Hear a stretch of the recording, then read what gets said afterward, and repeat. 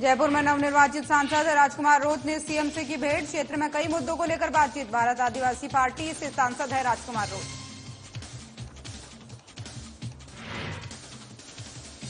जल जीवन मिशन के तहत 19,000 करोड़ के वर्क ऑर्डर जारी। सीएम भजनलाल शर्मा ने दिए निर्देश। विद्युत कनेक्शन जारी करने के निर्देश।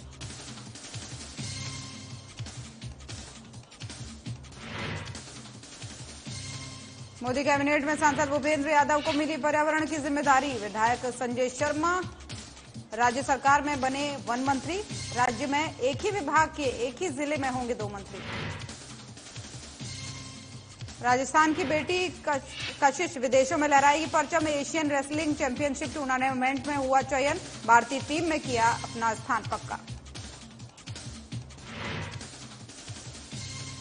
राजस्थान के अधिकांश भागों में अधिकतम तापमान दर्ज। वनस्थली टोंक में 44.6 डिग्री तापमान। कहीं कहीं मेघ गर्जन के साथ बारिश की संभावना।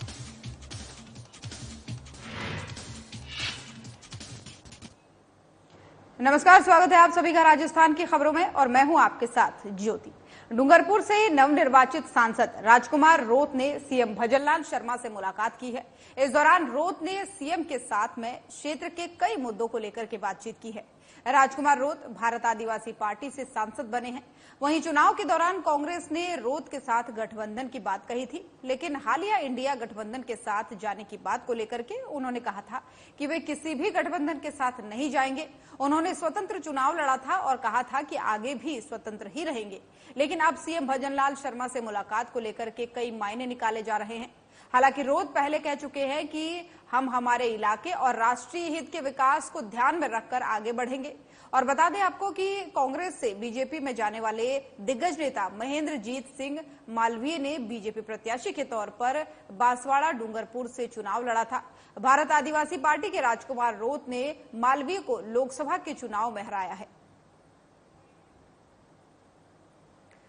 तो डूंगरपुर से आपको ये खबर बता रहे थे, जहां पर नवनिर्वाचित सांसद राजकुमार रोत ने सीएम भजनलाल शर्मा से मुलाकात की है। हालांकि स्वतंत्र रूप से उन्होंने चुनाव लड़ा था और कहा जा रहा था, वो उस समय कह भी रहे थे कि हम किसी पार्टी में शामिल नहीं होंगे। लेकिन अब खबरें सामने आ रही है कि सीएम भजनलाल से मुलाकात के बाद से इसके कई मायने निकाले जा रहे हैं। बताया जा रहा है कि बीजेपी में शामिल भी हो सकते हैं, लेकिन अभी इसका कुछ कहा नहीं जा सकता, क्योंकि इस मुलाकात को लेकर के बातचीत क्या हुई है ये अभी साफ नहीं आया है सामने। लेकिन कहा जा रहा है कि क्षेत्र से संबंधित कई मुद्दों पर इन दोनों के बीच बातचीत हुई है।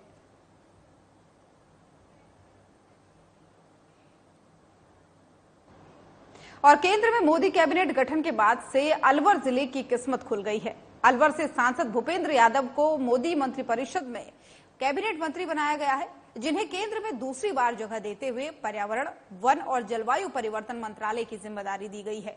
वहीं भजनलाल सरकार में अलवर से विधायक संजय शर्मा को भी वन मंत्री बनाया गया है, जिससे जो है अलवर जिले की किस्मत खुलती हुई नजर आ रही है। केंद्र और राज्य में एक ही विभाग के एक ही जिले के 2 मंत्री होंगे। अब इसका लाभ जिले में कितना मिल पाता है, ये तो देखने वाली बात रहेगी।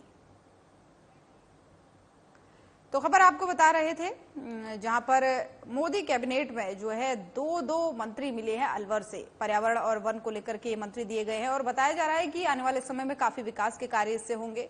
और ये भी कहा जा रहा है कि 2 मंत्रियों को जगह मिलने से अलवर की एक तरीके से किस्मत खुल गई है, क्योंकि अलवर से ही सांसद भूपेंद्र यादव को जो है मंत्रिपरिषद में कैबिनेट मंत्री बनाया गया। उन्हें केंद्र में दूसरी बार जगह मिली है और पर्यावरण, वन और जलवायु परिवर्तन मंत्रालय की जिम्मेदारी उन्हें सौंपी गई है, जो अलवर के से काफी अहम मानी जा रही है। वहीं भजनलाल सरकार में अलवर से विधायक संजय शर्मा को भी वन मंत्री बनाया गया है, जिससे अलवर जिले की किस्मत कहीं न कहीं खुलती हुई नजर आ रही है।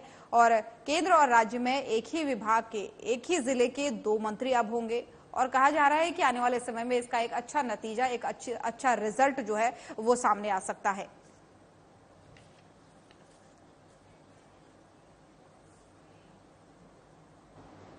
और राजस्थान में जल जीवन मिशन यानी जेजेएम के तहत जून जुलाई में 19,000 करोड़ के कार्यों के लिए वर्क ऑर्डर जारी किए जाएंगे।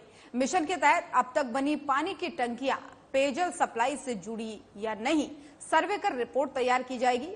और ग्रामीण क्षेत्रों में पेयजल लाइनें जो है डालने के दौरान तोड़ी गई सड़कों को जल्द उनकी मरम्मत होगी। ये निर्देश जो है मुख्यमंत्री भजनलाल शर्मा ने दिए हैं। और सीएम रविवार को मुख्यमंत्री कार्यालय में जेजेएम कार्यों की समीक्षा ले रहे थे। और इसी दौरान सीएम शर्मा ने कहा कि पुराने कार्यों की समीक्षा कर गड़बड़ी वाले कार्यों को चिन्हित करें, जिससे उन पर सख्त कार्रवाई की जा सके। साथ ही उन्होंने ट्यूबवेल्स विद्युत कनेक्शन जारी करने के निर्देश दिए।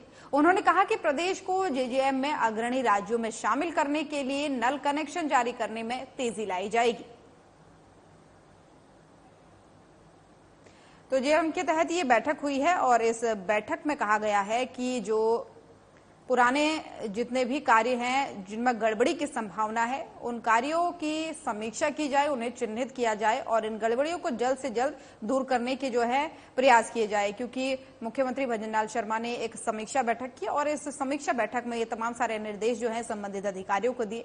कहा कि किसी भी तरीके की लापरवाही जो है बर्दाश्त नहीं होगी, क्योंकि राजस्थान में जल जीवन मिशन यानी जेजेएम के तहत जून जुलाई में 19,000 करोड़ के कार्यों के लिए वर्क ऑर्डर जारी किए जाएंगे और मिशन के तहत अब तक पानी की टंकियों के माध्यम से जो पेयजल की सप्लाई होती है वो हो रही है या नहीं, इसकी एक सर्वे रिपोर्ट भी तैयार की जाएगी। तो इसको लेकर के निर्देश देते हुए भी मुख्यमंत्री यहां पर नजर आए। वहीं ग्रामीण क्षेत्रों में जो है पेयजल लाइनें डालने के दौरान तोड़ी गई सड़कों की मरम्मत, क्योंकि जब पेयजल की लाइनें डाली जाती है इसका कार्य होता है, तो ऐसे में जो सड़कें होती है उनको कहीं ना कहीं नुकसान पहुंचता है, क्योंकि सड़कों से नीचे ही ये पेयजल की लाइनें बिछाई जाती हैं और उनके मरम्मत के भी यहाँ पर निर्देश दिए गए हैं। कहा गया है कि किन सड़कों की मरम्मत हुई है या नहीं है इसकी निगरानी की जाए और जिनकी नहीं हुई है उन्हें चिन्हित करके जल्द उसकी मरम्मत के कार्य भी किए जाए। तो ये समीक्षा बैठक में तमाम सारे जो निर्देश हैं वो मुख्यमंत्री भजनलाल के द्वारा दिए गए हैं संबंधित अधिकारियों को।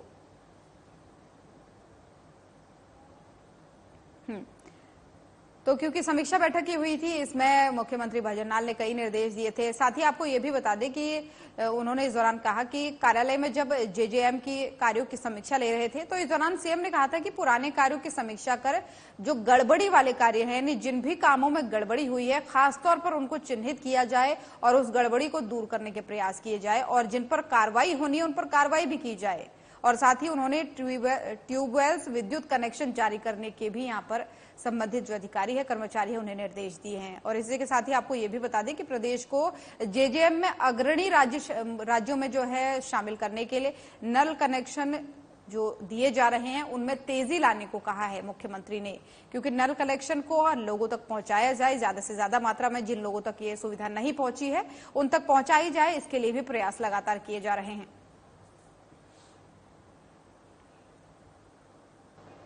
हरियाणा राजस्थान ने देश को कई रेसलर और पहलवान दिए हैं जो देश में ही नहीं बल्कि विदेशों में भी भारत का परचम लहरा रहे हैं। जो कहा जा सकता है कि एक बार फिर से राजस्थान के भीलवाड़ा जिले की कशिश ने देश का नाम विदेशों में बढ़ाया है।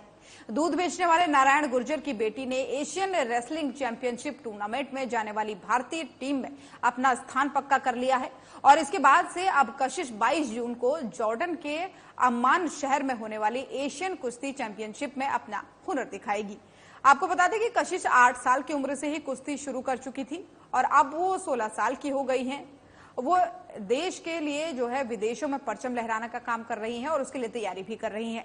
8 साल की उम्र में अपने बड़े भाई देवराज गुर्जर को कुश्ती करते देख कशिश ने भी अपने पिता से कुश्ती करने की जिद की और महंगाई की मार और महंगे खेल को देखते हुए शुरुआत में तो पिता ने मना कर दिया, लेकिन कशिश की लगन को देखते हुए भाई ने उसका साथ दिया।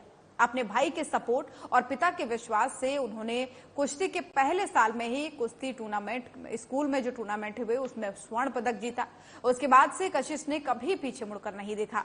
वो 6 से ज्यादा राज्य प्रतियोगिताओं में अभी तक स्वर्ण पदक और राष्ट्रीय स्तर पर रजत पदक भी प्राप्त कर चुकी हैं।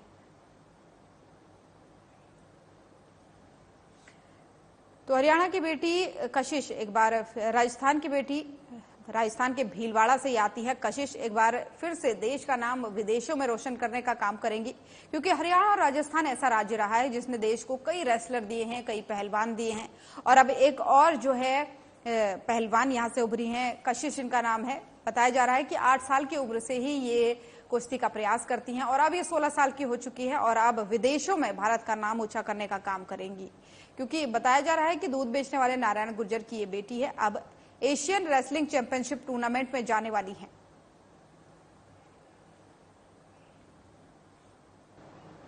जयपुर मौसम विज्ञान केंद्र से मिली जानकारी के अनुसार पिछले 24 घंटों में राज्य के दक्षिणी भागों को छोड़कर के अधिकांश भागों में अधिकतम तापमान में हल्की बढ़ोतरी दर्ज की गई है। सर्वाधिक और अधिकतम तापमान जो है 44.6 डिग्री सेल्सियस वनस्थली टोंक में दर्ज किया गया है।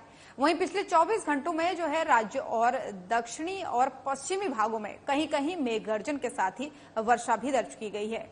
सर्वाधिक जो वर्षा है वो 46 mm धम्बोला डूंगरपुर में दर्ज की गई है। और आगामी दिनों में जो है राज्य के दक्षिणी और पश्चिमी भागों में आंधी और बारिश की गतिविधियां दर्ज होने की संभावना है। आगामी दिनों में जो है राज्य के उत्तरी भागों में अधिकतम तापमान में 1 से 2 डिग्री बढ़ोतरी होने और 12 से 13 जून के दौरान बीकानेर भरतपुर संभाग में जो है अधिकतम तापमान 44 से 45 डिग्री दर्ज होने की बात कही गई है। वहीं कहीं कहीं हीट वेव चलने की संभावना भी बताई जा रही है। तो प्रदेश भर में जो है मौसम विभाग ने एक बार फिर से भविष्यवाणी की है और क्योंकि तापमान लगातार बढ़ रहा है तो ऐसे में बताया जा रहा है कि अधिकतर इलाकों में जो है हल्के तापमान की वृद्धि हुई है और कई इलाकों पर जो है आने वाले कुछ दिनों में हल्की बारिश की संभावना भी बताई गई है, क्योंकि मौसम विभाग ने ये अनुमान लगाया है।